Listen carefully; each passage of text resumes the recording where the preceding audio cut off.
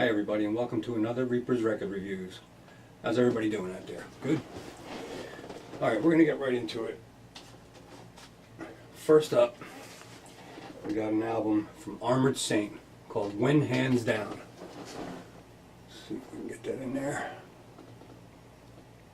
I know, it's horrible, but what are you going to do? I have no idea how to edit. At least not that good with special effects. But anyway, Armored Saint, I mean, there's not really too much bad things I could say about them. They were formed in 1982. They've been around for a long time, people, since I was a kid. In 1984 they came out with the album March of the Saint.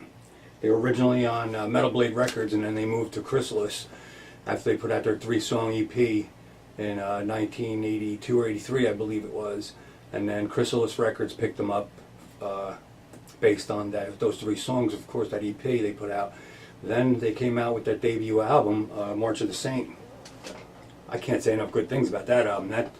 That's on the soundtrack of my life, that album. I could, oh my God, the good times I had with that album, people. Oh my God. Anyway, yeah, this album features the same original lineup, pretty much as that, except with the addition of Jeff Duncan, basically. You have John Bush, which is one of my favorite singers of all time. I love the guy. He's an excellent singer. I just love his voice. He played he sang with the Anthrax for quite a while back in the 90s. He did some albums which were really excellent albums. And now they're back, I mean, it's great. You got Joey Vera on bass. He also produced this thing. He's been doing a lot of production work lately. He's a really good producer. Except for that crap that I reviewed last week, the Motor Sister thing. I don't even want to get into that. I don't know what the hell they were even thinking. Anyway, the Sandoval brothers, Gonzo on drums, and Phil on guitar, and then you have Jeff Duncan on guitar. The release was June 2nd, 2015. Definitely a buy, people. This is 7.5 out of 10. I would go get this for you. Definitely good album. Okay, moving along. The next one we have up, very, very good album. I've been listening to this constantly. This is Crobot, Something Supernatural. So we can get a look at this. Okay. Cue special effects. These guys were created just in 2011. Excuse me. In 2011. This is their first full-length album, and it was produced, mixed, and engineered by a favorite of mine. He calls himself Machine. He has done the likes of Clutch, Lamb of God. He's a little, I would say, maybe eccentric the way he does his production work, but he gets the job done the way it's supposed to be done. He is phenomenal. A little story. I was watching a Lamb of God documentary, and he made the singer for the very last song of that album run around the whole entire block, run right into the studio, grab the microphone, and all out of breath and everything, sing the last part of that song. That's how he gets the bands to do what he needs to do. I mean, it's just incredible, the stuff that he comes up with. He's great, though, and this album definitely reflects his engineering skills.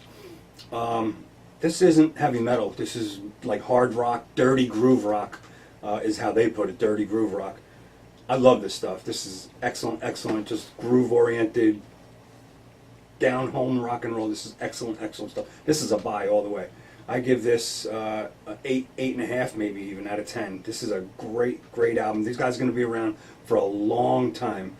It features Brandon Yeagley on vocals and harmonica, Chris Bishop on guitars and backing vocals, the Figueroa brothers, Jake on bass, and Paul on drums. This was put out last year of October 2014. I figured I'd put it up there for you guys because if you haven't heard of them, get this now because sales are still steady after almost a year. These guys are going to be going places. You watch. Crobot. They're on Wind Up Records, and just an excellent band. This is a buy. Must buy, people. Go out and buy this. Don't download. Buy the freaking thing. Okay. Up next, got the Throwback Thursday vinyl, people.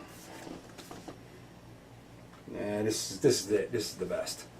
Led Zeppelin's Physical Graffiti. Right? Can you see that? Now, one really good thing about this is a reissue, of course, because it's on 180 gram vinyl. There's no .coms anywhere on this whole thing. Jimmy Page wanted to make this exactly as it was back in 1975, and he did that. It's exactly how it was. The typing on it, everything, it's just the same. You open this up, and of course, you have the sleeves, the inner sleeves that you could put, and all the pictures that you could put here. Let me see if I can get this up there. You see that? Crap. Anyway, all these pictures that you could put inside of the sleeve here, because it's hollow.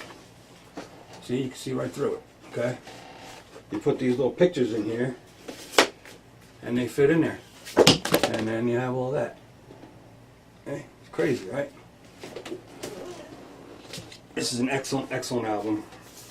This is probably one of my favorite albums of all time.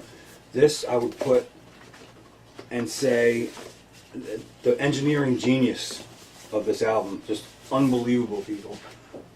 I can't say enough good things about this one. I mean, everybody knows this is Physical Graffiti. Just excellent work on this. They did originally 8 songs for this.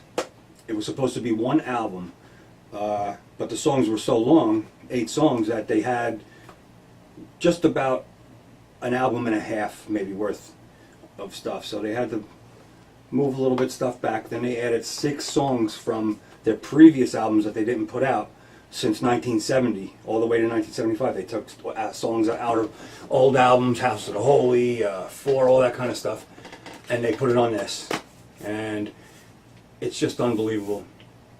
You have 82 minutes 15 seconds of this, and it's excellent, of course, on Swan Song. Now, In My Time of Dying, you have over 11 minutes of one song that's just incredible. One of the best songs I think ever recorded.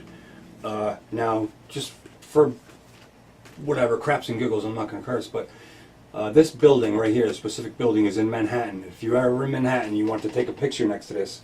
It's on 96 and 98 East 8th Street, St. Mark's Place in Manhattan.